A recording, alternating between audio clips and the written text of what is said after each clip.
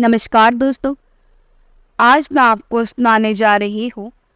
बहू बेटे ने बूढ़े सास ससुर को पागल कहकर जान से मारने का प्लान बनाया तो ससुर ने किया ऐसा काम कि दोपहर के लगभग 1 बजे के करीब मोहन जी जब भी अपने ऑफिस से वापस अपने घर आते थे, उनके मोहल्ले के सारे बच्चे स्कूल चले जाते थे, इसलिए पूरा मोहल्ला सुनसान हो जाता था।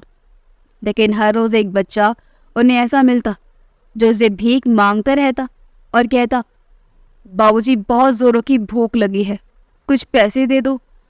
मोहन जी को उस पर दया आ जाती और वैसे रोज ही कभी 10 रुपए तो कभी 20 रुपए दे दिया करते। लेकिन एक दिन रेलवे के सारे कर्मचारी हड़ताल पर चले गए। मोहन जी भी रेलवे कर्मचारी थे। हड़ताल की वजह से मोहन जी ऑफिस ना जाकर अपनी पत्नी के साथ घर पर ही रहते।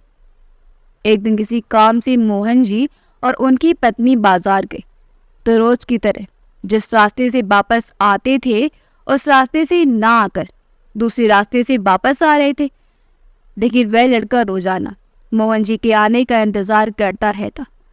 जब दोपहर से शाम होने लगी तब वह लड़का निराश होकर वहां से जाने लगा। तभी उसे जी अपनी पत्नी के साथ दूसरे रास्ते से आते हुए दिखाई दिए। उसने उन्हें जोर से आवाज लगाई, बाबूजी बाबूजी। तभी मोहन जी की पत्नी विमला जी को उसकी आवाज सुनाई दी। उन्होंने पीछे मुड़कर देखा तो पाया एक लड़का उन्हें आवाज लगा रहा है और हाथ दिखाकर रोकने की कोशिश कर रहा है। तभी विमला जी ने कहा, अजी गाड़ी रोकिए ना, कोई आपको आवाज लगा रहा है। तभी मोहन जी को याद आया कि आज तो उन्होंने उस लड़के को पैसे दिए ही नहीं, शायद वही आवाज लगा रहा होगा। उन्होंने अपनी गाड़ी किनारे पर खड़ी की और उसके पास आने का इंतजार करने लगे। जब वह लड़का पास आया तो उन्होंने उसे 10 रुपए निकाल कर दे दिए। विमला जी बोली, इसे पैसे क्यों दे रहे हो जी? तब उस लड़की ने कहा, मेम साहब मेरा नाम राजू है, मैं अनाथ हूँ, मेरे माता पिता नहीं है, इसलिए मैं भीख मांग कर खाता हूँ। इतना कहकर उसकी आंखों में आंसू आ गए। विमला जी ने 100-100 की 4 नोट अपने पर्स से निकाले और उसे देते हुए कहा, लो बेटा, इन पैसों से कुछ काम करो, लेकिन आज के बाद कभी भी भीख नहीं मांगना। एक बार भीख मांगना मतलब 100 बार मरने के समान होता है। विमला जी की बात राजू के दिल को छू गई। उसने उनके द्वारा दिए गए सारे रुपयों को अपनी पैंट के जेब में रखा और मन ही मन में ढेरों सवाल जवाब करते हुए आगे बढ़ता गया। जैसे ही वह कुछ दूरी पर गया उसने देखा एक आदमी जिसके दोनों हाथ नहीं है, वह पैरों से ही कई ऐसे करतब दिखा रहा है कि उसके कर्तव्य को देखने के लिए हजारों की संख्या में लोग इकट्ठा हो गए थे और तालियों की गिड़गिड़ाहट से उसका उत्साह बड़ा कर रहे थे। वह आदमी जिसके साथ आया था, उन्होंने वहां उपस्थित जनता को माइक से अनाउंस करके बताया कि इसके जन्म लेते ही इसके माँ बाप ने इसे झाड़ियों में फेंक दिया था क्योंकि ये विकलांग था। उसी समय मैं वहां से गुजर रहा था, मैंने किसी बच्चे के रोने की आवाज़ सुनी तो पाया कि वह बच्चा कोई और नहीं बल्कि हमारा ये मुन्ना था। उन्होंने इसे इसलिए फेंक दिया ताकि इससे उन्हें छुटकारा मिल जाए और ये नन्ही सी जान कुछ देर में तड़प तड़प कर मर जाए। लेकिन वे लोग ये नहीं जानते थे कि मारने वाले से बचाने वाला बड़ा होता है। राजू ने उसकी ये कहानी सुनी तो उसे अपनी कहानी लगी, लेकिन राजू ने सोचा भगवान ने उसके दोनों हाथ छीन लिए हैं, फिर भी वह कितनी कुशलता के साथ खुश होकर लोगों को करतब दिखाता है और पैसे कमाता है। और भगवान ने मुझे तो सही सलामत 2-2 हाथ दिए हैं, तो मैं भगवान से शिकायत क्यों करूं कि उन्होंने मुझे अनाथ क्यों बनाया।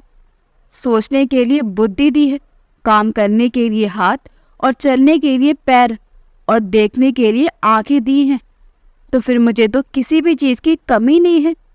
नहीं नहीं, आज से मैं भीख नहीं मांगूंगा, आज से मैं मेहनत करके ही खाऊंगा। जब वह आदमी विकलांग होकर मेहनत की कमाई खा सकता है तो मैं क्यों नहीं। बस फिर क्या था, कहते हैं ना, जहाँ चाह होती है वहाँ राह होती है। बस वही हुआ राजू के साथ भी। राजू को सोचते हुए आगे बढ़ रहा था कि रास्ते में उसे एक आलू से भरा ठेला वाला दिखाई दिया। वह उसके पास से गुजर रहा था कि उसने देखा वह ठेला वाला बहुत परेशान नजर आ रहा था। उसने उससे पूछा, क्या हुआ चाचा, आप बहुत परेशान नजर आ रहे हो, कुछ हुआ है क्या? तब वह आदमी अपना मुंह को छुपाकर रोता हुआ बोला, अभी अभी मेरे घर से फोन आया है कि मेरे पिताजी का देहांत हो गया है और मैंने कल ही ये आलू खरीदे हैं अपने घर जाने के लिए। अब मेरे पास पैसे नहीं हैं, अब मैं क्या करूं, किससे मदद मांगूं, मुझे कुछ भी समझ में नहीं आ रहा है।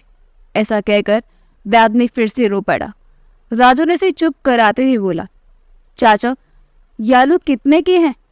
बेटा वैसे तो मैंने इन्हें 400 रुपये में खरीदा है, लेकिन इन्हें पूरा बेचने के बाद मुझे लगभग 600 रुपये मिल जाते।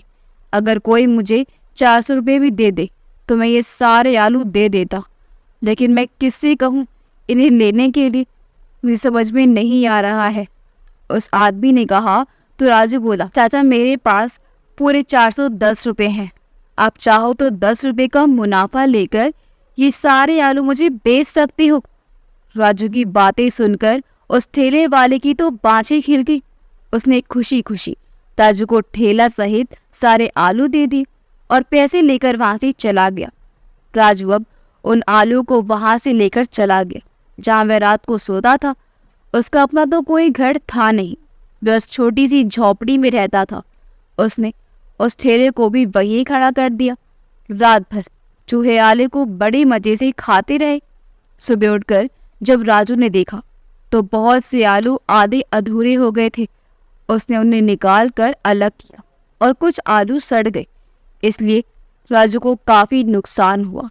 फिर भी उसने हिम्मत नहीं हारी। उसके कानों में वही शब्द गूंज रहे थे, भीख मांगना 100 बार मरने के समान होता है। इसलिए उसने अपने मन में ठान लिया था कि चाहे उसे जितनी भी मेहनत करनी पड़े वह करेगा, लेकिन भीख नहीं मांगेगा। दूसरे दिन जब वह उन आलू को बेचने के लिए गया तो उसे मुश्किल से 300 रुपये मिले। राजू 400 के बदले 300 रुपये पाकर थोड़ा निराश तो हुआ, लेकिन उसने अपने मन को फिर से मजबूत किया और सोचा उसे सब्जी का नहीं बल्कि कुछ और धंधा करना चाहिए। वह खाली ठेला धकेलता हुआ मार्केट की तरफ चला गया। सुबह सुबह जाते हुए उसने देखा कि एक चाय के ठेले में बहुत भीड़ लगी हुई है। वह भी वहां जाकर चुपचाप खड़ा होकर देखने लगा कि वह चाय वाला किस तरह से चाय बना रहा है और लोग चाय को किस हद तक पसंद करते हैं। उसने उस दिन वहीं की चाय खरीदकर पी, ये देखने के लिए कि चाय का स्वाद कैसा है, वह चाय में क्या क्या डालता है। उसने चाय वाले से कहा, चाचा आप ये चाय का धंधा कब से करते हैं? तब चाय वाले ने बताया कि धंधा उनके पिताजी भी किया करते थे। राजू ने सोचा तभी ये कितनी कुशलता से चाय बना रहे हैं, लेकिन क्या मैं इतनी कुशलता से चाय बना पाऊंगा? उसने उस चाय वाले से पूछा कि क्या मैं भी ये धंधा कर सकता हूँ? तब उस चाय वाले सज्जन ने कहा, हाँ बेटा कर तो सकते हो, लेकिन यहाँ आसपास नहीं, क्योंकि सारे ग्राहक तो मेरे पास ही आएंगे, क्योंकि मेरा ठेला बहुत पुराना है। इसलिए तुम ऐसा करो, बाजार के दूसरे छोर पर अपना ठेला लगा लो। राजू उस सज्जन की बात सुनकर बहुत खुश हुआ और उसी दिन अपना ठेला लेकर बाजार के दूसरे छोर पर चला गया। चाय बनाने के लिए सारे सामान की व्यवस्था करने लगा और वहीं अपना ठेला लगाकर और अपने रहने की भी व्यवस्था कर ली। अब वह अपनी पुरानी झोपड़ी में सोने के लिए भी नहीं जाता था। अब राजू सुबह रोज जल्दी उठता, नहा धोकर भगवान की पूजा करता, भगवान का नाम लेकर ही आग जलाता और चाय भी बनाता। राजू सुबह से चिल्लाता रहता, आइए आइए आइए, चाय पीकर अपना शुभ दिन बनाइए। क्या लेकर आए हैं और क्या लेकर जाएंगे? चाय पीकर ही तो अपना मूड ठीक बनाएंगे। राजू ये सब इतनी मासूमियत से कहा करता था कि चाहे कितना भी कठोर दिल इंसान उसका भी दिल पिघल जाता और उसके पास रुककर एक कप चाय जरूर पीकर जाता। उसकी चाय इतनी स्वादिष्ट होती थी कि कोई चाय प्रेमी तो एक के साथ एक और कप चाय पीकर जाता था। कुछ ही दिनों बाद राजू इतना फेमस हो गया कि हर एक व्यक्ति की जुबान पर राजू चाय वाले का नाम ही रहता। अब उस पुराने चाय वाले का धंधा में काफ़ी फर्क पड़ने लगा था, तो उसने सोचा क्यों ना मैं भी राजू चाय वाले की चाय पीकर देखूं। वैसी कैसी चाय बनाता है कि लोग उसकी चाय के दीवाने हुए जा रहे हैं। जब वे सज्जन राजू की दुकान पर गए तो राजू ने उन्हें बड़े ही सम्मान के साथ अपनी दुकान में बैठाया और उन्हें चाय पिलाई। जब उसे चाय का पैसा देने लगे तो राजू बोला, नहीं चाचा, आपसे ही मैंने ये काम सीखा है, इसलिए आप मेरे गुरु हुए और गुरु से कोई शिष्य पैसे ले, ये शोभा नहीं देता। उस चाय वाले ने सोचा क्यों ना राजू से अपनी परेशानी भी बता दूं, ताकि राजू अपनी चाय की दुकान कहीं और लगा ले, ताकि उन्हें ग्राहक बने रहे। लेकिन राजू की मासूमियत को देखकर उनका दिल गवाही नहीं दे रहा था कि वह राजू से कुछ भी कहे। लेकिन उनका उदास चेहरा देखकर राजू ही बोल पड़ा, क्या बात है चाचा, आप उदास लग रहे हो। वह सज्जन व्यक्ति बोले, बेटा राजू, मैं कैसे कहूँ, किस मुंह से कहूँ, अपनी परेशानी मुझे समझ में नहीं आ रही है।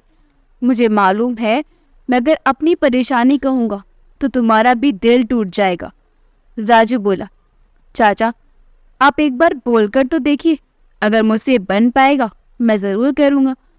तब वह सज्जन हकलाते हुए बोला, राजू बेटा, जब से तुमने अपनी चाय की दुकान खोली है ना, तब से मेरी दुकान में ग्राहक ना के बराबर हो गए हैं। बेटा मैं क्या करूं, अब मैं बूढ़ा हो चला हूं, इसके अलावा दूसरा काम मुझे आता नहीं है और यहाँ से मेरा घर पास पड़ता है, इसलिए मैं यही पास में ही अपना चाय का ठेला खोलना चाहता हूँ। मैंने तो सोचा था कि मेरी दुकान के कारण तुम्हारी दुकान नहीं चलेगी, इसलिए तुमने मुझसे दूर दुकान लगाने की सलाह दी थी, लेकिन मुझे क्या पता था कि उसका उल्टा होने वाला है। और वह अपना मुंह लटकाए चुपचाप बैठ गए। राजू चहकते हुए उसके चेहरे को अपने दोनों हाथों में लिए घुटनों के बल बैठाते हुए बोला, बस इतनी सी बात है चाचा, इस परेशानी को हम चुटकी में हल कर देते हैं। वो कैसे बेटा? अरे चाचा, मेरा ना ही कोई घर है ना ही परिवार, मैं अपना ठेला लेकर किसी दूसरे बाजार में चला जाता हूँ, आप मजे से अपना कारोबार जमा कर निश्चित होकर करते रहिएगा। राजू की बातें सुनकर वह चाय वाला आश्चर्यचकित होकर राजू को देखते ही रह गया। उनका मुंह खुला का खुला रह गया, उनके मुंह से एक शब्द भी नहीं निकल पाया और वह राजू को मन ही मन ढेरों आशीर्वाद देते हुए शर्मिंदगी से अपना सिर झुकाए वहां से चले गए। राजू ने दूसरे ही दिन अपना सारा सामान लिया और दूसरे शहर का रास्ता पकड़ लिया। अब वह वहां से कहाँ जाए उसे भी कुछ भी समझ में नहीं आ रहा था। उस दिन उसे अपने माँ पिताजी की कमी खल रही थी कि काश आज उसके भी माँ पिता होते तो उसका भी परिवार होता, तो वह भी कह सकता था कि मेरा भी परिवार है और अपने परिवार वालों से पूछता कि वे कहाँ जाए। लेकिन अफसोस कि उसका अपना कहने के लिए कोई नहीं था। फिर उसने स्वयं को हिम्मत दी और मन ही मन निर्णय लिया कि एक दिन वह भी वक्त को बदल कर रहेगा और अपने आंसू पहुंचे और पहुंच गया दूसरे शहर में और मन ही मन बोला, अब तो आप खुश रहना चाचा, अब तो आपके ग्राहक मेरे पास नहीं आएंगे। उसने फिर से भगवान का नाम लिया और लग गया अपने काम में। वहाँ भी वह वही लाइन दोहराता जो लाइन में पहले दोहराता था। एक दो दिन तो ग्राहक थोड़े कम थे। राजू ने चाय भी कम ही बनाई थी, क्योंकि उसे मालूम था कि नई जगह में उसे पहचान बनाने में थोड़ी टाइम लगेगा। फिर धीरे धीरे राजू के वह मासूम भरे शब्दों से प्रभावित होकर लोग वहां रुकने लगे और सोचते, अरे एक कप चाय ही तो पीनी है, यहाँ पिए या कहीं और, अगर इस मासूम के पास पी लेंगे तो उसका भला हो जाएगा। ऐसा सोचकर कुछ लोग उसके पास रुककर चाय पीते तो कोई उसकी वह मासूमियत भरी लाइनों को बार बार बोलने के लिए कहती और चाय का मजा लेते। इस प्रकार राजू धीरे धीरे वहां भी अपनी चाय के लिए प्रसिद्ध हो गया। अब तो कई बड़े अमीर घरों के लोग अपने घर की छोटी मोटी पार्टी में राजू चाय वाले को अपने घर का ऑर्डर देने लगे, जिससे राजू की अच्छी खासी कमाई होने लगी। अब राजू ने उसी शहर में मार्केट के बीचों बीच एक प्लॉट खरीद लिया और धीरे धीरे घर भी बनवाने लगा। उस घर को ऐसा बनवाया कि नीचे पूरी दुकान के लिए कमरे बनवा दिया और ऊपर अपने रहने के लिए बनवा लिया।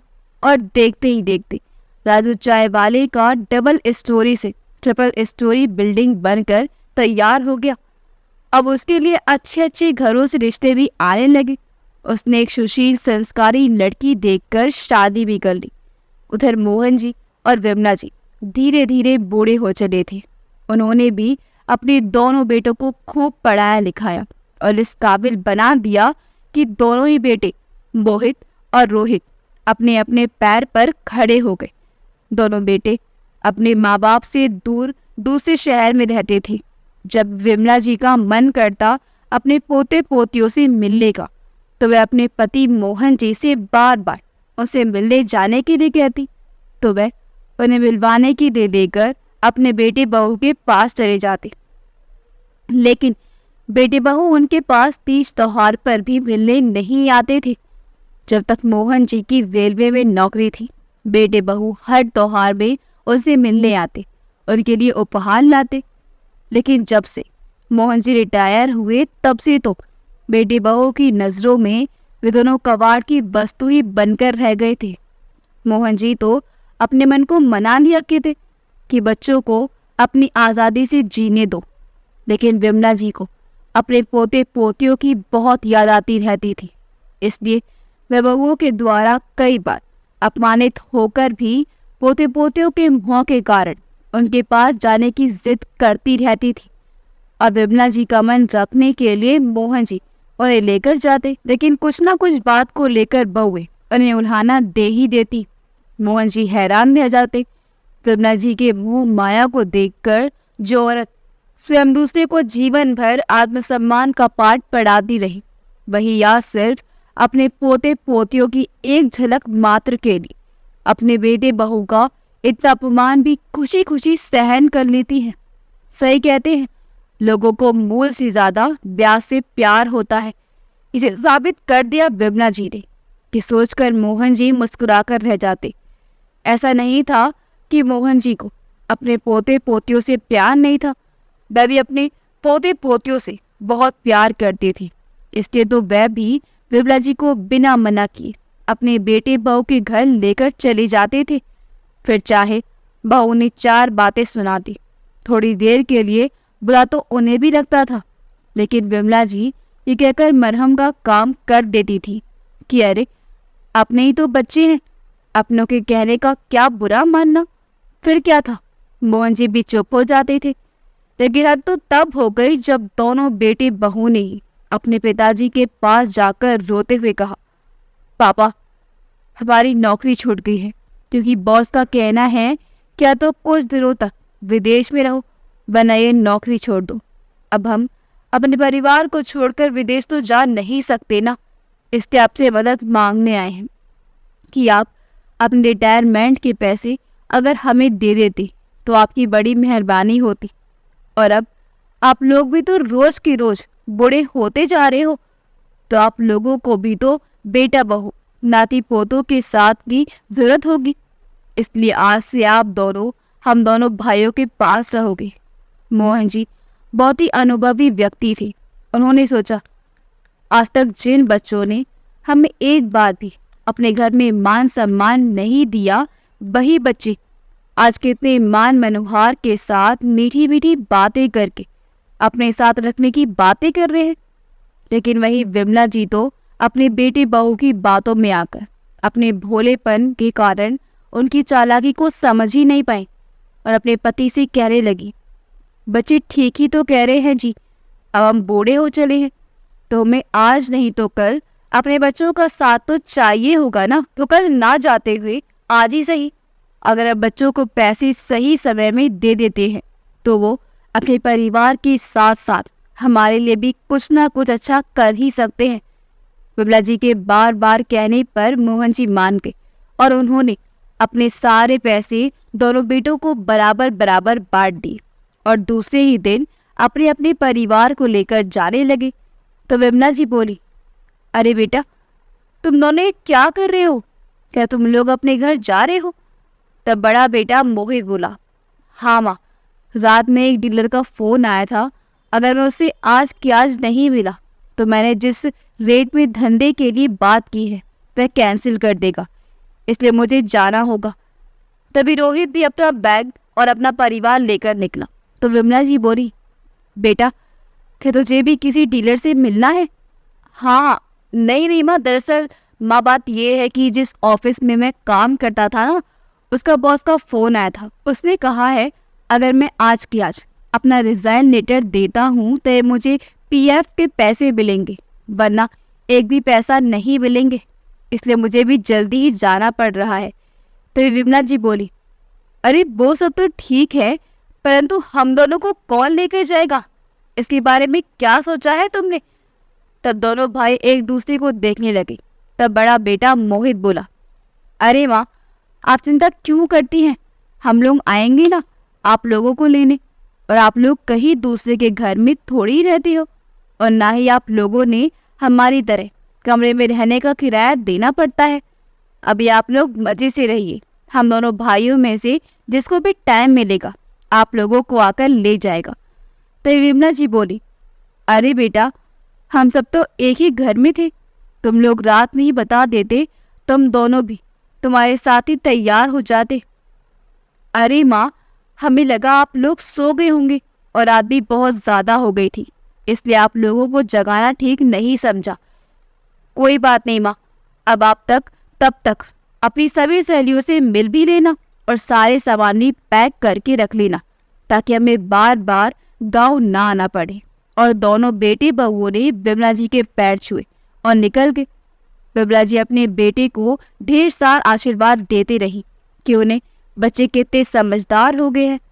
तब तक मोहन जी सोकर भी नहीं उठे थे। जब वह सोकर उठे तो देखा पूरा घर शांत और वीरान लग रहा था। उन्होंने विमला जी को आवाज़ लगाई, विमला, ओ विमला जी अभी आई। कहते हुए विमला जी गर्म पानी लेकर अपने पति के पास गई तो उन्होंने पूछा, अरे आज पूरा घर सूना सूना सा लग रहा है, बच्चे कहाँ हैं? विमला जी ने मायूस होकर जवाब दिया, अजीब, वे दोनों तो अपना अपना परिवार लेकर चले गए क्योंकि उन्हें ज़रूरी काम आ गया था। आपको उन्होंने इसलिए नहीं जगाया क्योंकि आप अभी कुछ दिनों से रोज़ ही रात में देर से सोते थे, इसलिए आपकी नींद पूरी नहीं हो पाई होगी। ऐसा सोचकर बच्चों ने आपको नहीं जगाया और मुझसे कहा है पापा से हमारी तरफ से माफ़ी मांग लेना। देख रहे हैं हमारे बच्चे आजकल कितने समझदार और जवाबदार हो गए हैं। विमला जी की निस्वार्थ प्रेम भरी बातें सुनकर मोहन जी की आंखों में आंसू आ गए कि मेरी पत्नी कितनी भोली है, इसे तो अपने बेटों का लालच और स्वार्थ कुछ भी समझ में नहीं आता।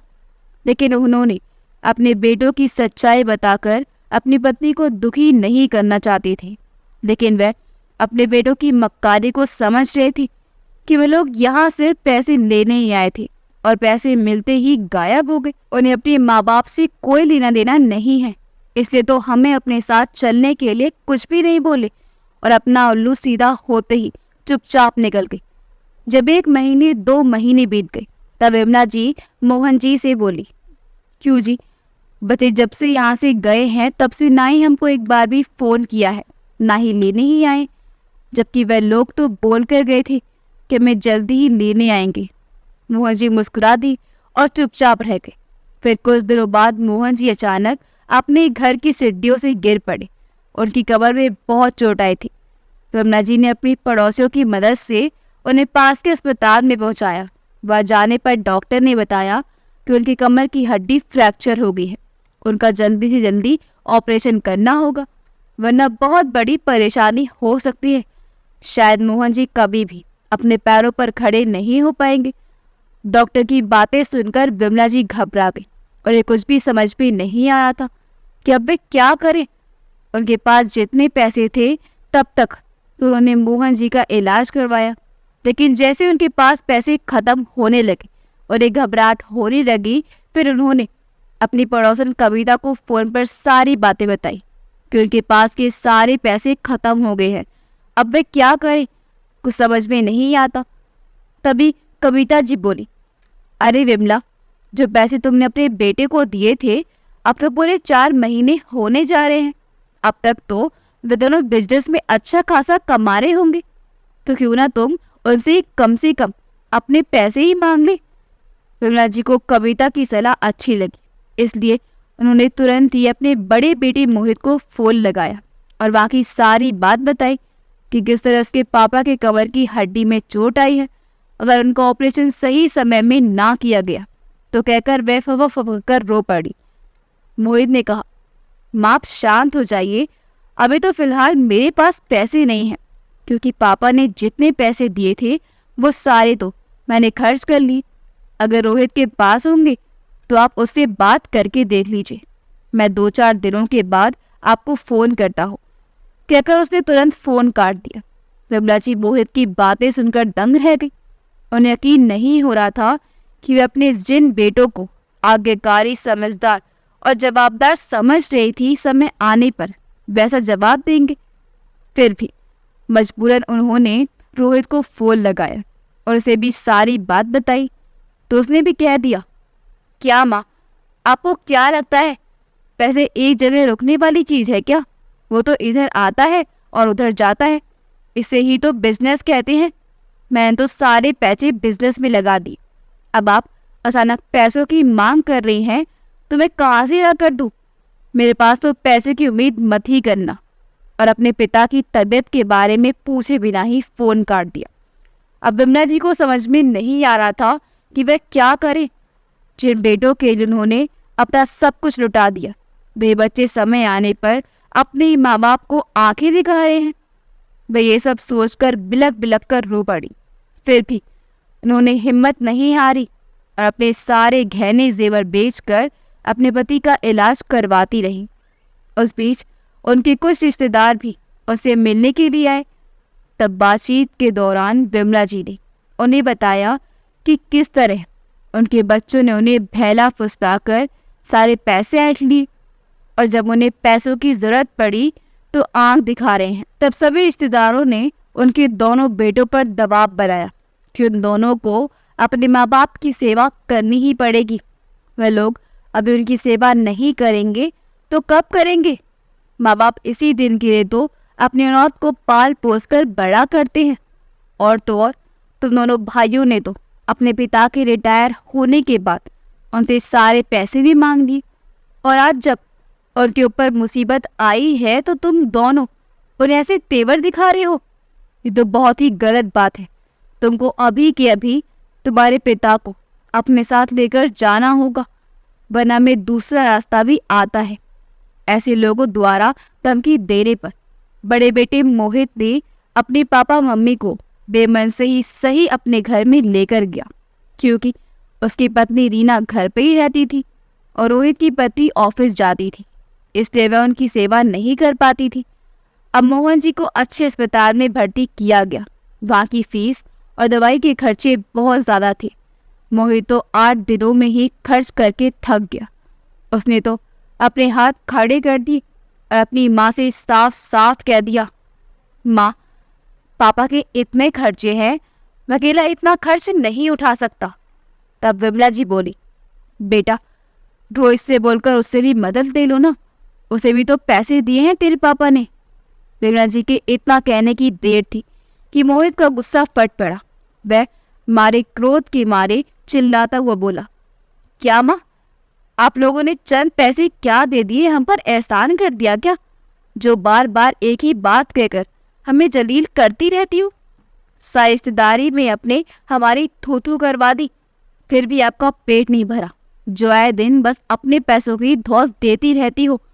कितने पैसे चाहिए आपको, बता देना, मैं अभी की अभी दे देता हूँ, और यहाँ से अभी की अभी चली जाओ और कभी अपनी शक्ल मत दिखाना मुझे, कहकर चिल्लाता हुआ वहां से चला गया। बेचारी विमला जी आंसू बहाती वहां बैठी रही। तभी उनकी बहू रीना आई और बोली, ले बुढ़िया, अब पड़ गई तेरे कलेजे में ठंडक। तुझे तो बहाना चाहिए मेरे पति को ताने मारने का। बहुत घमंड है ना अपने पैसों का, तो पैसों को ही खाकर रहना, और खबरदार जो दोबारा मेरे घर में पैर भी रखा तो, कहकर वह भी अपने घर के अंदर चली गई। विमला जी अपने बेटे बहू के ऐसे रवैये से अवाक सी रह गई थी। उन्हें समझ में नहीं आ रहा था कि अब वे क्या करें। उन्होंने जल्दी से घर के सारे काम किए और अपने पति के लिए टिफिन में थोड़ी सी रोटी और सब्जी लेकर अस्पताल जाने के लिए निकल गई। वहां जाकर अपने पति को रोटी सब्जी खिलाई।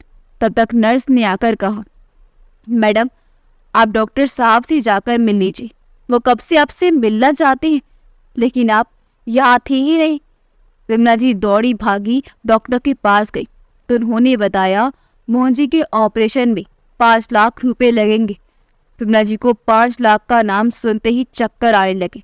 वह मन ही मन सोचने लगी, काश हमने अपने दोनों बेटों को 20-20 लाख रुपए ना दिए होते तो आज कितने अच्छे से इलाज करवा लेते और बेटे बहू भी आगे पीछे घूमते रहते। सारी गलती तो मेरी है।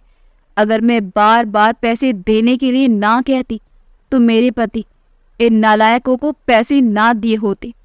लेकिन मेरी आंखों में तो पुत्र मोह की पट्टी बंधी हुई थी। ऐसा सोचकर वह उसी समय रो पड़ी और अपने आप को संभालते हुए बोली, सर मैं पैसों की व्यवस्था करने के बाद आपको बताती हूँ। डॉक्टर बोले, जितना लेट करोगे उतनी परेशानी बढ़ेगी और खर्च भी। विमला जी अब क्या करे, उन्हें कुछ भी समझ में नहीं आ रहा था। उन्हें मालूम था कि अगर वे रोहित को फोन लगाएंगी तो उसका जवाब क्या होगा। फिर भी मरती क्या ना करती। उन्होंने हिम्मत करके फोन लगाया। बार बार फोन लगाने के बाद भी उसने विमला जी का फोन नहीं उठाया। तो विमला जी ने सोचा क्यों न वह उसके घर ही चली जाए, ताकि आमने सामने बैठकर बात करने से शायद वह समझ जाए। और वह निकल पड़ी रोहित के घर जाने के लिए। जब वह रोहित के घर गई तो उसके घर पे ताला लगा हुआ था। उन्होंने जब उनके पड़ोसी से पूछा तो उन्होंने बताया उसने तो ये मकान बेच दिया है और दूसरी जगह घर खरीद कर रहता है। जब उन्होंने वहाँ का एड्रेस पूछा तो किसी ने नहीं बताया। विमला जी परेशान होकर वहाँ से वापस अस्पताल जाने के लिए मथवासी पागलों की भांति कभी दौड़ती कभी चलती हुई जा रही थी कि उनकी टक्कर एक कार वाले से हो गई। वह कार वाला उन्हें टक्कर मारकर तेज गति में वहाँ से भागने की कोशिश कर रहा था कि कुछ ही दूरी पर ट्रैफिक पुलिस खड़ी थी। उन्होंने उसे देख लिया और तुरंत उस गाड़ी को पकड़कर अपने कब्जे में ले लिया और उस आदमी को भी कहीं नहीं जाने के लिए कहकर उन्होंने वहां उपस्थित कुछ लोगों से उन्हें उठाने के लिए कहा। जब विमला जी को उठाया गया, पानी पिलाया गया तो वह ठीक हो गई। जब उन्होंने उस कार के मालिक को देखा तो वह हक्की बक्की रह गई। वो आदमी कोई और नहीं बल्कि उनका छोटा बेटा रोहित ही था। उसने जब अपनी माँ को देखा तो उसने गिरगिट की तरह रंग बदलते हुए बोला, अरे माँ आप यहाँ, आप पापा की तबीयत कैसी है? मैं तो आप और पापा से ही मिलने के लिए जा रहा था। बेचारी विमला जी ने रोहित के मुंह से ऐसी बातें सुनी तो उनकी आंखों से आंसू की झड़ी लग गई और उन्होंने कहा, हाँ तो बेटा चलना जल्दी से अस्पताल चल, वहाँ तुम्हारे पापा तुम्हारा इंतजार कर रहे हैं। पुलिस वाले बोले, अरे ये क्या मजा है, बेटी माँ को टक्कर मारकर भाग रहा था और माँ बड़े लाड प्यार से अस्पताल चलने के लिए कह रही है। ये क्या है, तुम अपनी गलती छुपाने के लिए झूठ तो नहीं बोल रहे हो? रोहित बोला, नहीं नहीं सर, मुझे पिताजी की बहुत चिंता हो रही थी, इसलिए मैं हड़बड़ी में गाड़ी चला रहा था तो गलती से माँ से ही टक्कर हो गई। अच्छा तो तुम कार में और तुम्हारी माँ पैदल कहाँ घूम रही है? कहे तुमने अपनी माँ को लड़ाई झगड़े करके घर से बाहर तो नहीं निकाल दिया ना? पुलिस वाले ने पूछा तो रोहित का तो हलक ही सूखने लगा। लेकिन विमला जी को तो उस समय जल्दी से जल्दी अपने पति के पास अस्पताल पहुंचना था, इसलिए उन्होंने कह दिया, नहीं सर, मैं तो यहाँ पास ही के मंदिर में अपने पति की सलामती के लिए विनती करने आई थी। सुनाए वहाँ माथा टेकने वालों की हर प्रकार की इच्छा पूरी होती है और मेरे पास मोबाइल ना होने के कारण मेरे बेटे से बात नहीं हो पाई और ये जल्दी मैं अस्पताल पहुंचना चाहता था, इसलिए कि छोटा सा हादसा हो गया। कहती हुई विमला जी अपने हाथ पैर में लगे चोट को ध्यान ना देते हुए उसकी कार में बैठ गई और जल्दी से रोहित को अस्पताल चलने के लिए कह दिया। पुलिस वालों ने भी रोहित को उसी समय सख्त हिदायत दे दी कि अगर तुमने अपने माँ बाप को तंग करने की कोशिश की तो सीधे जेल की हवा खाने के लिए तैयार रहना।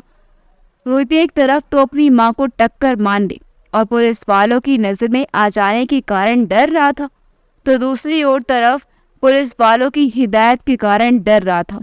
इसलिए उस समय चुपचाप विमला जी को अस्पताल लेकर चला गया। विमला जी के साथ हुआ हादसा और मजबूरी में अपने पिता के पास गया। वहां जाकर देखा तो मोहन जी को ऑपरेशन थिएटर में ले जाया जा चुका था। विमला जी ने उनके पास के बेड में लेटे मरीजों के अटेंडेंट से पूछा, जो उन्होंने बताया कि उन्हें ऑपरेशन के लिए लेकर गए हैं।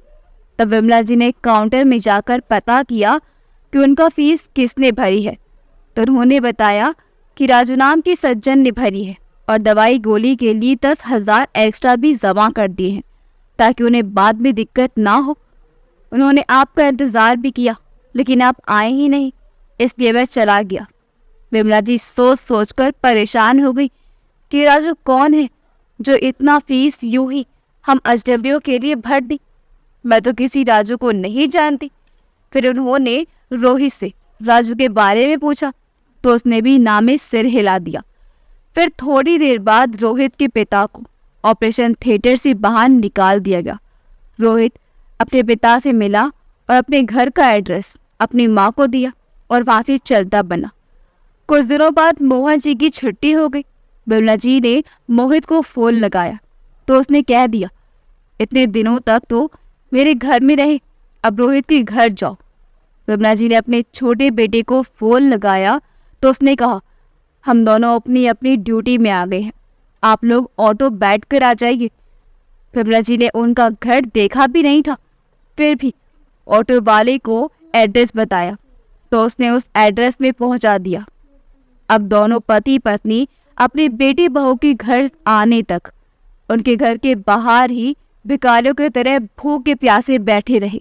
जब उनकी बहू मीरा शाम को आई और उन्हें अपने घर के सामने बैठा देखा तो वह तो उन्हें देखते ही आंख बबूला हो गई और जल्दी से घर का ताला खोला और उन्हें अंदर आने के लिए कहा। जब वे दोनों अंदर गए तो वह उन पर बरस पड़ी, आप लोग शाम होने के बाद नहीं आ सकते थे? आपको तो मालूम था ना कि घर में दिन भर कोई भी नहीं रहता, बच्चे भी स्कूल के बाद ट्यूशन चले जाते हैं। आज आप जैसे फटीचर लोगों के कारण हमारे आस पड़ोस में तो हमारी नाक ही कट गई। आप लोगों को किसी ने देखा होगा तो क्या कहा होगा कि इनके घर में कौन भिखारी लोग आए हैं। मम्मी जी, अब चलिए जल्दी से उठो और लग जाइए काम पर। मैं तो दिन भर काम करके थक गई हूँ और आप तो वहाँ अस्पताल में कुर्सी तोड़ती होंगी, इसलिए अब दिखा दीजिए अपनी ताकत। बेचारी विमला जी ने अस्पताल में रहते हुए ना ही एक दिन भी भरपेट खाना खाया था, ना ही रात भर भरपूर सोई थी। फिर भी वह अपना दुखड़ा किसे बताती, इसलिए चुपचाप बिना किसी बहस के काम में लग गए। उन्होंने सबसे पहले घर को झाड़ू लगाई, फिर सिंक में रखे बर्तन साफ किए। तब तक बहू ने चाय बनाई तो सभी ने एक चाय पी। तब तक रोहित भी आ चुका था। अपनी माँ को काम करता देख उसने कहा, अरे माँ, आपने घर में आते ही काम करना शुरू कर दिया, आज तो आराम कर ली थी। तभी मीरा ने उसकी तरफ बड़ी बड़ी आंखें करते हुए देखा तो वह चुप हो गया। अब तो विमला जी रोहित के घर के सारे काम करती और बदले में उन्हें केवल 2 टाइम का भोजन मिलता। समय यूं ही बीतता गया। अब मोहन जी धीरे धीरे ठीक हो रहे थे। विमला जी तो घर के काम करती थी लेकिन मोहन जी बैठकर खाना खाते थे, जो मीरा को अखरने लगा था। इसलिए उसने अपने पति से कहा, क्यों तुम्हारे पिताजी को लोगों के घरों में गार्डनिंग का काम करने भेज दिया जाए, घर में तो करते ही हैं, वैसे ही दूसरों के घरों में करेंगे तो 4 पैसे आने भी लगेंगे और इनका मन भी लगा रहेगा। रोहित बोला, देख लो तुमको जो अच्छा लगे। मीरा ने दूसरे दिन ही अपने पड़ोस वाली आंटी से कहकर मोहन जी को उनके घर पर ये कहकर भेज दिया कि ये हमारे गांव के नौकर हैं, अभी हमारे पास काम करने आए हैं, इसलिए और किसी के घर काम हो तो बताइएगा। मोहन जी को भी लगा जैसे अपने घर के पेड़ पौधे की देखभाल करता हूँ, वहाँ भी कर दूंगा तो मेरा समय भी कट जाएगा। वह ये नहीं जानते थे कि उनकी बहू ने उन्हें नौकर बनाकर वहां भेजा था। तभी वहां आंटी बोली, दादा, आपके बेटे बहू नहीं है क्या, जो आप लोगों को इस उम्र में भी लोगों के घरों में काम करना पड़ता है? मोहन जी बोले, नहीं नहीं, आपको गलत फहमी हुई है, रोहित मेरा बेटा ही है। तभी वहां आंटी बोली, दादा, आप कितने अच्छे हो, जरा हमारे घर के 2 घर बाद वाली मेरी सहेली के घर में भी ऐसा ही काम करना है, वहां भी यही काम करना है, अच्छी तरह से कर दीजिएगा। मोहन जी ने हाँ में सिर हिला दिया। उधर विमला जी को कुछ पता ही नहीं था। उन्हें लगता था उनके पति घूमने ही गए हैं।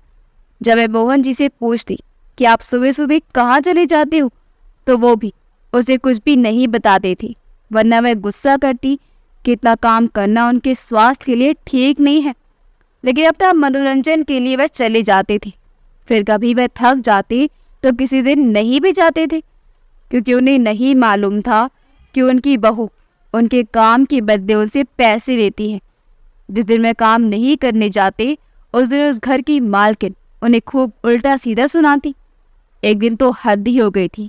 एक दिन रोहित और मीरा के काम पर जाने के बाद भी मोहन जी उनके पड़ोस वाली आंटी के घर 2 दिनों तक काम पर नहीं गए, तो वह दंदनाती हुई उनके घर आ गई और जोर जोर से चिल्लाने लगी, अरे वो खूसट बुड्ढी कब तक काम पर नहीं आने का इरादा है? नौकर है, नौकर की तरह रह, वरना अगर तेरी मालकिन से शिकायत कर दूंगी ना, तो तुझे और तेरी पत्नी को एक दिन भी अपने घर में नहीं रखेगी, समझे? मैंने तेरे काम को देखकर पहले से ही एडवांस में पैसे दे दिए हैं, उसका तो नाजायज फायदा उठा रहा है। इतनी उम्र हो गई है, आज नहीं तो कल भगवान के पास जाने लायक हो गया है। क्यों, क्या मेरा कर्जदार होकर मरना चाहता है? लालची कहीं की बुड्ढी, इसने अपने गांव में भी ऐसा ही किया होगा, तभी तो इससे और उसकी पत्नी को अपने घर से क्या अपने गांव से भी निकाल दिया गया होगा। तभी तो अपने पुराने मालिक के तलवे चाट रहे हैं ये दोनों। उसकी ऐसी बातें सुनकर दोनों पति पत्नी अवाक रह गए।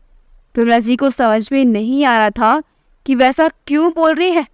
फिर भी विमला जी बोली, देखिए बहन जी, रोहित हमारा बेटा है, हम उसके माता पिता हैं। आपको कोई गलत फहमी हुई होगी जो आप ऐसी बातें कर रही हैं। तभी वो पड़ोसन विमला जी को मारने के लिए हाथ उठाने लगी और बोली, मुझे बहन जी कहने वाली तू होती कौन है? नौकरानी है, नौकरानी की तरह अपनी हद में रह, कहकर मारने लगी। तभी मोहन जी ने उसका हाथ पकड़ लिया और कहा, हाँ मैडम जी, हम सच में नौकर ही हैं, हमारी औकात नहीं है आप जैसे अमीर लोगों के साथ बात करने की, लेकिन आपको भी कोई अधिकार नहीं है मेरी पत्नी को मारने का। जब हमारे मालिक मालकिन आएंगे तब आप बात कर लीजिएगा। तब उसने कहा, अरे मैं तुम्हारे भले के लिए उनके जाने के बाद आई थी कि उन्हें तुम्हारी करतूत के बारे में पता ना चले और वह लोग तुम्हें अपने घर से धक्के मारकर बाहर ना निकाले। लेकिन तुम लोग तो इतने मूर्ख हो कि अपने ही पैर पर कुल्हाड़ी मार रहे हो। तो हम क्या करें? ठीक है, अब तो मैं मीरा के आने के बाद ही बात करूंगी, फिर देखना वो है तुम्हारा क्या हाल करेगी। उनका हल्ला सुनकर बहुत सारे लोग उनके घर में जमा हो गए थे और दोनों को बुढ़ा बुढ़िया की अकल सटिया गई है, ऐसा कहकर लोग हंस रहे थे। उनकी पड़ोसन ने अपने घर में जाकर मीरा को फोन करके सारी बात बता दी। मीरा भी अपने सास ससुर पर बहुत क्रोधित थी। इधर उसके सास ससुर भी मीरा पर क्रोधित थे कि वह उन्हें नौकर नौकरानी कैसे कह सकती है। मीरा जब अपने घर गई तो पूरा घर साफ सुथरा था। उसने विमला जी से कहा, माँ जी चाय बनाकर लाइए। विमला जी बोली, जी मालकिन, अभी लेकर आई। और उसने अपने आंसू पोंछते हुए चाय बनाकर उसके कमरे में ले गई। तभी रोहित भी आ गया। विमला जी बोली, मालिक आपके लिए भी चाय लेकर आऊं क्या? रोहित बोला, ये क्या बोल रही हो माँ? तब मीरा बोली, सही तो कह रही है, इन्हें नौकर बनने का ही शौक है, तो हम क्या कर सकते हैं? और उस दिन की सारी बातें बड़ा चढ़ाकर बता दी और ये भी बताया कि उसने उन्हें नौकर क्यों बताया, क्योंकि दोनों पहले ही दिन जब हमारे घर के सामने बैठी थी तब सभी लोगों ने इन्हें देख लिया था और मुझसे पूछ रहे थे कि वह लोग कौन थे, तो मैं क्या जवाब देती, इसलिए मैंने इन्हें नौकर बता दिया ताकि इनके साथ साथ हमारी भी इज्जत बनी रहे। इसमें मैंने क्या गलत कर दिया? अपने घर में इन्हें माँ बाप का सम्मान तो दे रहे हैं ना, फिर बाहर वाले इन्हें नौकर के रूप में जाने या परिवार रिश्तेदार के रूप में, क्या फर्क पड़ता है? रोहित बोला, हाँ माँ, मेरा ठीक ही तो कह रही है। बेटे की बात सुनकर दोनों पति पत्नी अवाक देखते ही रह गए। कहा तो उन्हें लगा था कि उनका बेटा उनका पक्ष लेगा, लेकिन उसने तो अपनी पत्नी का ही पक्ष लेकर उन्हें एक ही पल में पराया कर दिया। दोनों माता पिता उसे कुछ नहीं कह पाए और अपने कमरे में चले गए। उस रात उन दोनों ने खाना भी नहीं खाया, लेकिन किसी ने भी उन्हें खाना तो क्या, पानी के लिए भी नहीं पूछा था। देर रात जब मोहन जी को प्यास लगी तो उन्होंने जग को उठाकर देखा, उसमें पानी नहीं था। वह पानी लेने जैसे किचन में जाने लगे तो उन्होंने देखा उनके बेटे बहू के कमरे की बत्ती जल रही है। उन्हें उनकी बात करने की आवाज़ सुनाई दे रही थी। रोहित, मैं तो कहती हूँ इन बुढ़े बुढ़िया को रास्ते से हटा ही दो, तो ना रहेगा बांस और ना बजेगी बांसुरी। तभी रोहित बोला, यार लेकिन माँ के एक्सीडेंट के बाद से तो पुलिस वालों ने मुझे सख्त हिदायत दे रखी है कि इनको कुछ नहीं होना चाहिए, वरना इन्हें कुछ भी होता है ना तो निश्चक की सुई मेरे तरफ ही लटकेगी, समझी? मीरा बोली, मेरे भोले पतिदेव, मैंने उसका भी इंतज़ाम कर रखा है। मैंने अपनी सहेली से कहकर इनके पागल होने का सर्टिफिकेट भी बना रखा है, और कैसे इन्हें पागल साबित करना है वो भी उसने मुझे बता दिया है। रोहित बोला, कैसे? तब मीरा बोली, अरे सही समय तो आ जाने दो, वे दोनों ही अपने आप को पागल साबित कर देंगे, देखना। मैं उन पर झूठा इल्ज़ाम लगाकर भी इतनी भोली बन जाऊंगी कि वह बुढ़ा तो मारे गुस्से के तिलमिला जाएगा, वहीं वह बुढ़िया अपने पति का ही पक्ष लेगी। बस हमारा काम बन जाएगा, इतना ही काफ़ी रहेगा उन्हें पागल साबित करने के लिए। उसके बाद सभी आस पड़ोस वाले यही कहेंगे कि इन्हें पागल खाने भेज दो, लेकिन हम ऐसे दिखाएंगे कि नहीं, कि दोनों हमारे पास कई दिनों से काम कर रहे हैं, इसलिए इनसे हमें लगाव हो गया है, इसलिए हम इन्हें माँ बाप की तरह रखते हैं, इसलिए हम अपने घर पर रख कर ही इनकी सेवा करेंगे, और किसी दिन अच्छा अवसर देखकर इन्हें ऐसी मौत देंगे कि एक कान की खबर दूसरे कान को पता नहीं चलेगी, और उसे कैसे अंजाम देना है उसके बारे में भी मैंने सोच लिया है, क्योंकि इस बुढ़े को जितनी पेंशन मिलती है उससे ज़्यादा तो उसकी दवाई में खर्च हो जाता है, और काम करने ही बोलो तो हंगामा खड़ा करता है। इसलिए अभी दोनों मेरे बर्दाश्त से बाहर हैं। बहू की ऐसी बातें सुनकर मोहन जी, जो कभी दो बेटों के पिता होने पर गर्व से जीते थे, आज वही पिता उन्हें बेटे बहू के साजिश के शिकार हो रहे थे। उनकी आंखों से आंसू बहने लगे और वे वापस अपने कमरे में जाकर बैठ गए और विमला जी को उठाकर सारी बात बताने लगे और पूछा कि तुम्हारा एक्सीडेंट कब और किसने किया था। तब विमला जी उस दिन की सारी बात बताई कि किस तरह वह रोहित की कार से टकराई और पुलिस वालों ने उसे क्या कहा। मोहन जी समझ गए कि रोहित उन्हें किस मजबूरी में रख रहा है, वरना वो तो उन्हें अपने पास एक सेकंड भी नहीं रखता। अपनी बेइज्जती कराने और बेमौत मरने से अच्छा तो उन दोनों ने सोचा कि क्यों ना रातों रात कहीं चले जाएं। आखिर बहू के पास पुख्ता सबूत है ही कि हम दोनों पागल हैं। वे दोनों अपनी आंखों में आंसू लिए वहाँ से उसी समय निकल गई। जाने से पहले उन्होंने देखा कि उनकी बेटी बहू के कमरे की लाइट बंद हो गई है, मतलब वे दोनों सो गए हैं। ऐसा सोचकर वे दोनों वहाँ से चुपचाप निकल गए। घर से निकलकर वे दोनों एक होटल के पास पहुंचे। होटल का मालिक सुबह चाय नाश्ता बनाने के लिए आग जला रहा था। विमला जी ने कहा, बेटा थोड़ा पानी मिलेगा क्या? उस दिन वह आदमी आग जलाने के लिए लेट हो गया था। उसने उन्हें झिड़की देकर भगाने की कोशिश की कि अभी उसे पानी नहीं भरा है। वे दोनों वहीं बैठकर उसे देखते रहे। जब वह किसी काम से अंदर गया, इधर विमला जी ने आग जला दी। वह बड़ा खुश हुआ क्योंकि उसे आग जलानी नहीं आ रही थी। फिर उसने उन्हें खुश होकर चाय और पानी दोनों ही मुफ्त में दे दिया। फिर भी दोनों आगे बढ़े तो देखा रेलवे स्टेशन पर एक मोची की दुकान के पास कुछ बेकार के ब्रश और पॉलिश का सामान पड़ा हुआ है। मोहन जी ने उन्हें उठाया और कुछ दूरी पर बैठ गए। एक सज्जन आए और बोले, बाबा मेरे जूते जल्दी से पॉलिश कर दीजिए, मुझे इंटरव्यू के लिए जाना है। मोहन जी ने उस खाली डिब्बे से पहुंचकर उसके जूते पॉलिश कर दिए। उसने उसके 50 रुपये दिए। वे दोनों बहुत खुश हुए। जब वो लड़का इंटरव्यू देकर आया तो वह सेलेक्ट हो गया। उसने उन्हें खुश होकर एक मिठाई का डब्बा दिया और 100 रुपये इनाम के रूप में दिए और उनके साथ सेल्फी भी ले ली। उस दिन तो मोहन जी और विमला जी बहुत ही खुश हुए। अब वे दोनों सोचने लगे, क्यों ना इन पैसों से हम अपने गांव चले जाएं। जब वे अपने गांव गए तो पता चला उनके दोनों बेटों ने उनका घर और खेत सब बेच दिया है। वे दोनों अपने बेटों की इस करतूत से बहुत ही दुखी हुए। अब वे दोनों गांव में रहकर क्या काम करते, क्योंकि गांव में सभी लोग उनकी इज्जत भी बहुत करते थे, क्योंकि वे सरकारी नौकरी वाले थे और उनके दोनों बेटे शहर में रहते हैं, तो उनको तो पैसों की कोई कमी नहीं है। इसलिए गांव के लोगों के घरों में मजदूरी भी नहीं कर सकते थे और बेटों ने धोखे से उनका अकाउंट को अपने अकाउंट से जोड़ लिया था, ताकि वे अपनी पेंशन के पैसे भी ना निकाल पाए। अब मजबूरन अपनी इज्जत बचाने और पेट भरने के लिए उन्हें शहर की शरण तो लेनी ही पड़ेगी। रोते हुए वे दोनों फिर से दूसरे शहर में चले गए, ताकि उनके बेटे का मुंह देखना ना पड़े। अब वहां में दोनों पति पत्नी फूल बेचने लगी। उनके फूल कोई लेता कोई नहीं लेता था। कभी उन्हें खाना मिलता, कभी नहीं भी मिलता था। एक दिन फूल बेचते हुए वैसी लड़की से टकरा गए। उस लड़की ने उन्हें पहचान लिया। अब बोला, बाबा आप यहाँ क्या कर रहे हो? आप तो पहले इतना कहा ही था।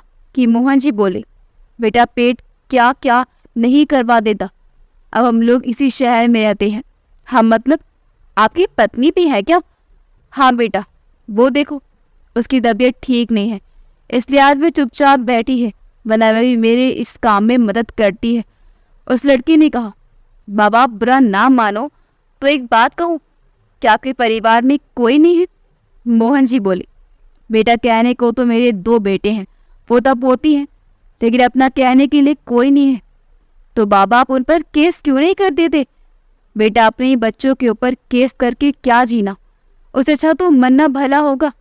यही सोचकर केस नहीं किया और उस दिन वाली बात मोहन जी के आंखों के सामने चलचित्र की भांति तैर गई कि अगर मैं उन पर केस भी करता हूँ तो वो लोग मुझे सब पागल साबित करके केस जीत जाएंगे और ऐसे अपने ही बच्चों से केस लड़कर क्या जीना। यही सोचकर मोहन जी दूसरी राह पकड़ ली और वह लड़का अपना रास्ता चला गया। जब लड़का अपने घर गया तो अपनी प्रोफाइल फोटो देख रहा था, तो उसमें वह फोटो भी था जिस पर उसके पिता की नज़र पड़ी। उस फोटो को देखकर वह चौंक गया। उसने कहा, अरे बेटा रमन, कि तुमने किसके साथ अपनी फोटो ली है? फिर से दिखाया तो। रमन ने वह फोटो फिर से दिखाई। रमन के पिता कोई और नहीं, वही अनाथ राजू था, जिसे विमला जी ने 400 रुपये दिए थे और कहा था भीख मांगना 100 बार मरने के समान होता है। उसने देखा, अरे तो वही बाबूजी हैं जिसकी वजह से मैं यहाँ तक पहुँचा हूँ। उसने कहा कि तुझे कहाँ मिले? तब रमन ने उनके बारे में सारी बातें बताई, जबकि राजू ने उन्हें रोज याद करके भगवान की तरह उनकी पूजा किया करता था और उनके नालायक बेटे ने उनकी ऐसी दुर्गति कर दी। राजू बोला, बेटे क्या तू मुझे अभी के अभी लेकर चलेगा, वरना वह लोग कहीं और न चले जाए। रमन बोला, पापा वह लोग कहीं नहीं जाएंगे, अभी रात हो गई है, कल सुबह ही चलेंगे। राजू के मन में उथल पुथल मची हुई थी। उससे अब 1 मिनट भी रुकना बर्दाश्त नहीं हो रहा था, इसलिए उसने कहा, नहीं बेटा, मेरा मन बहुत बेचैन हो रहा है, पता नहीं मेरे बाबूजी किस हाल में होंगे, मुझे अभी ही ले चल। राजू की जिद के आगे रमन कुछ नहीं बोला और उसे लेकर चला गया। उसी समय पुलिस की टीम रेलवे स्टेशन में जितने भी बेसहारा बेघर लावारिस लोग थे सभी को बचाव केंद्र में लेकर जा रहे थे, इसलिए पुलिस की गाड़ी में बैठा रहे थे। तभी राजू मोहन जी को आवाज लगाता हुआ दौड़ा, बाबूजी बाबूजी। मोहन जी को वह आवाज जानी पहचानी सी लगी। उन्होंने उस आवाज की तरफ नजर दौड़ाई तो देखा कोई अधेड़ उम्र का आदमी उनकी तरफ दौड़ा दौड़ा चला आ रहा है। जब वो बाप पास में आ गया तब भी मोहन जी ने उसे नहीं पहचान पाए, लेकिन जब रमन को देखा तो वो बोले, अरे बेटा तुम, इस समय यहाँ क्यों आए हो? और ये कौन है? माफ करना बेटा, मैंने आपको नहीं पहचाना, कहते हुए उससे दूर होने लगे। तब राजू उनके पैरों में गिरकर रोते हुए बोला, बाबूजी, मैं आपका राजू, आपने अपने राजू को नहीं पहचाना? और अम्मा, आपने तो मुझे भीख मांगने से मना किया था और आज आपके आशीर्वाद से मैं एक काबिल इंसान बन पाया हूँ। चलिए बाबूजी, अम्मा जी, आपका बेटा अब आप लोगों को अपने मेहनत की कमाई खिलाएगा। उसमें भीख का 1 रुपया भी नहीं है, बल्कि अम्मा जी के द्वारा दिए गए 400 और बाबूजी के द्वारा दिए गए 10 रुपये से तैयार किए गए कारोबार से आपका बेटा आज इस मुकाम तक पहुंचा है। अर्थात आपका 410 का ब्याज ही है जो आपके बुढ़ापे में सहायता प्रदान करेगा। मोहन जी और विमला जी की आंखों में आंसू आ गए और वे दोनों उनके साथ उनके घर चले गए। वहां जाकर देखा तो राजू का 3 स्टोरी बिल्डिंग किसी बंगलों से कम नहीं लग रहा था। राजू ने बताया उसे नीचे की दुकान से हर महीने 50,000 किराया मिल जाता है और ऊपर से 30,000 मिल जाता है और बीच वाले सेक्शन में वह अपने परिवार के साथ रहता है। मोहन जी और विमला जी उसकी तरक्की देखकर खुश हो गए। अब राजू और उसका परिवार मोहन जी और विमला जी की खूब सेवा करते। अब वे दोनों पहले से भी ज़्यादा खुश रहने लगे, इसलिए उन्हें ज़्यादा दवाई की भी ज़रूरत नहीं पड़ती थी। उसी दौरान राजू ने उन्हें बताया कि उसने अस्पताल में उनका ऑपरेशन का बिल भी भरा था, क्योंकि वह उस समय अपनी पत्नी के साथ किसी से मिलने गया था और उसे पता चला कि आपका पैसों के कारण इलाज नहीं हो पा रहा है। दोबारा गया तो आप लोग वहाँ से जा चुके थे। उधर रोहित को कैंसर की बीमारी हो गई, इसलिए वह अस्पताल में भर्ती हो गया। उसकी जॉब छूट गई। मीरा उसका ध्यान रखने अस्पताल में ही रहने लगी तो उसकी भी जॉब छूट गई। जितना भी पैसा उन्होंने बचत किया था सारा खर्च हो गया। यहाँ तक कि उनका घर भी बिक गया। उनके बच्चे की पढ़ाई भी अधूरी रह। मीरा को इन सब का इतना गहरा सदमा लगा कि वह पागल हो गई। कहा तो वह अपने सास ससुर को पागल बनाने चली थी और खुद ही पागल बन गई। रोहित ने देखा उसके बच्चे भी अब उसके पास नहीं आते थे, ना ही उसका हालचाल पूछते थे। वह अपनी पत्नी की हालत देखता, अपनी बीमारी के बारे में सोचता और बच्चों के बारे में चिंता करता। ये सब सोच सोचकर वह सूखकर कांटा हो गया था। उसने इतना कर्ज ले लिया था कि लोगों के सामने सिर उठाकर खड़े होने लायक उसकी इज्जत नहीं बची थी। वही मोहित का भी पूरा कारोबार चौपट हो गया। उसे भी बिजनेस में बहुत नुकसान हुआ। उसने भी बड़े बड़े व्यापारियों से इतना कर्ज ले लिया था कि लोग उसके जान के दुश्मन बन बैठे थे। कर्जदार अब तो घर पर पैसे मांगने आ जाते थे। उसने भी कर्ज चुकाने के लिए अपना घर बेच दिया और किराए के मकान में रहने लगा। उसकी पत्नी रीना ने देखा उसका पति अब कंगाल हो गया है तो अपने बच्चों को लेकर अपने मायके चली गई। अब मोहित अकेला घर में रहता और कर्जदारों का फोन पर फोन आते तो रोज ही शराब पीने लग गया। और एक दिन ऐसा आया कि वह नशे का आदी हो गया और लोगों से भीख मांग मांग कर अपना पेट भरने लगा। उधर राजू का बेटा रमन मोहन जी और विमला जी से अच्छी अच्छी बातें सीखता और उन्हें अपने मोबाइल में वीडियो भी बना लेता, जिन्हें वह यूट्यूब और अन्य सोशल मीडिया में प्रोग्राम में डालता, जिससे उन्हें काफ़ी आमदनी होने लगी। अब तो मोहन जी और विमला जी बहुत चर्चित चेहरे हो गए थे। लोगों से मिलने आते, कई लोग मदद भी मांगने आते। एक दिन मोहित ने सोचा मैं भी जाकर देखता हूँ। वो भी चला गया मदद मांगने। वहाँ उसने अपने माँ पापा को देखा तो देखता ही रह गया।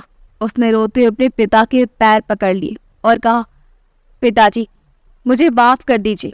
मोहन जी बोले, अरे बेटा, ऐसे तो कोई लोग मुझे कोई बाबा, कोई पिताजी, कोई बाबूजी कहते रहते हैं, तो मैं सबका पिता तो नहीं बन जाऊंगा ना। लगता है ये बेचारा भी मजबूरी का मारा होगा, इसलिए इतना परेशान और दुखी है। बताओ भाई, तुम्हें क्या चाहिए? जो बोलोगे वही मिलेगा। मोहित अपने पिता को देखकर दंग रह गया। फिर वह अपनी माँ से बोला, माँ आप भी भूल गई क्या अपने बेटी को? बिमला जी बोली, अरे क्या तुम मुझे पहचानते हो बेटा, जो मुझे माँ कह रहे हो? अरे जो चाहिए वो बोलो, आपको ज़रूर मिलेगा। और रमन ने बोली, दे दो बेटा। रमन, इनको क्या चाहिए? वैसे तो भीख मांगकर नहीं खाना चाहिए, लेकिन किसी किसी की आदत होती है किसी को धोखा देकर उसकी संपत्ति हड़प लेना, फिर उसी से भीख मांगना। लेकिन कोई बात नहीं, जैसी करनी वैसी भरनी। भगवान ने तो हमें देना सिखाया है, इसलिए आज भी दोनों हाथों से दे ही रहे हैं। लेकिन लोगों को कब समझ में आएगा पता नहीं। और मोहित के ऊपर नोटों की बरसात कर दी। मोहित आंसू बहाता रहा और रो रो कर अपनी दर्द भरी कहानी सुनाता रहा कि किस तरह उसकी पत्नी और बच्ची उसे छोड़कर चली गई और वह बेघर होकर इधर उधर लावारिस की तरह घूम रहा है। उसी बीच रोहित ने भी एक दिन यूट्यूब पर देखा कि उसके माँ बाप मोटिवेशन स्पीकर बन चुके हैं और हर गरीबों की मदद करते हैं, तो वह भी उनके पास मदद मांगने गया।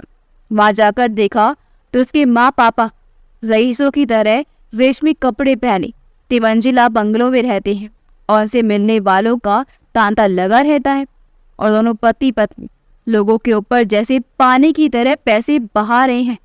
उनकी ऐसी तरक्की देखकर वह दंग रह गया। वह उस दिन भर लोगों का आना जाना देखता रहा और अपने मोबाइल में वीडियो बनाता रहा। जब लोगों का आना जाना कम हो गया तब वह अपने पिता के पास गया और उनके पैरों में गिरकर माफ़ी मांगने लगा और उनसे पूछा कि वह लोग इतनी जल्दी इतना तरक्की कैसे कर लिए। तब मोहन जी बोले, बेटा, मानने वाले से बचाने वाला बड़ा होता है। और उनके घर से निकलने से पहले से लेकर उस दिन तक का सफ़र बताया कि उसने उनके साथ क्या किया और उन्हें कैसे कैसे कष्ट सहे और उनका एहसानमंद मोह भोले बेटे ने उनकी कैसे मदद की और आज उसी की मदद से वह दोनों कितने खुश हैं। तब मोहित ने भी अपनी गलती मानते हुए वह सारी बातें बताई कि उसके साथ क्या क्या हुआ। अब उसे उनकी मदद की सख्त आवश्यकता है। मोहन जी बोले, सब कुछ लूट लेने के बाद भी हमारी मदद ही चाहिए? निर्लज्ज, तुम्हें तो डूब मरना चाहिए चुल्लू भर पानी में। तुम दोनों भाइयों ने हमारे साथ इतना गलत किया कि तुम्हारी शक्ल देखने की इच्छा नहीं हो रही है। दूर हट जाओ मेरी नज़र के सामने से। और वहाँ से अंदर चले गए। रोहित पिताजी पिताजी कहता रह गया, लेकिन उसे ना ही उसके पापा दोबारा मिले ना ही माँ। दोनों भाई पछताते रह गए। अगर आपको हमारी कहानी अच्छी लगी हो तो हमारी वीडियो को लाइक करें, शेयर करें और हमारे चैनल योगी वॉइस को सब्सक्राइब कर दें। मिलते हैं अगली वीडियो में। आपका बहुत बहुत धन्यवाद।